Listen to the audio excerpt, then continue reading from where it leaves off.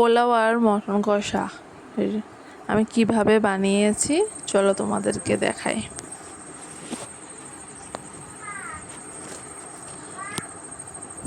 প্রথমে আদা জিরে আর রসুন নিয়ে নিয়েছি, যে আলু এখানে কাটা আছে, টমেটো পেঁয়াজ, আর এই যে 500 গ্রাম মটন।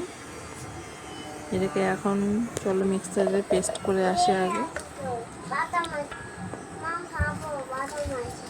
আদা রসুন জিরে পেস্ট করে তেলের মধ্যে জিরে লঙ্কা তেজপাতা গোটা মশলা দিয়ে এগুলো নাড়িয়ে তার মধ্যে পেঁয়াজ দিয়ে দিয়েছি। পেঁয়াজটা একটু ব্রাউন কালার হবে, তাহলে খেতে ভালো লাগবে বা একটু গলবে। এর মধ্যে একটু লবণ দিয়ে দিলে একটু নরম হবে।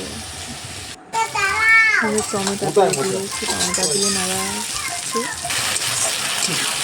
মশলা দিয়ে নাড়িয়ে ভালো করে এটাকে কষাতে হবে। এর মধ্যে দিতে হবে হলুদ লবণ লঙ্কার গুঁড়ো, এর মধ্যে জিরে গুঁড়ো, আমি একটুখানি ধনে গুঁড়ো দিয়েছিলাম কাশ্মীরি কালারের জন্য, কাশ্মীরি গুঁড়ো দিয়ে ভালো করে কষিয়ে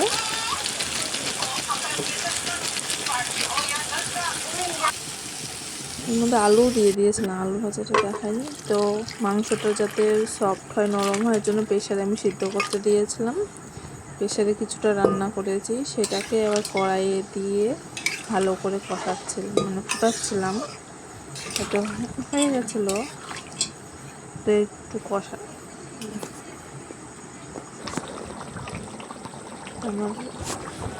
আমার মটন কষা কমপ্লিট রেডি হয়ে গেছে। কেমন লাগলো?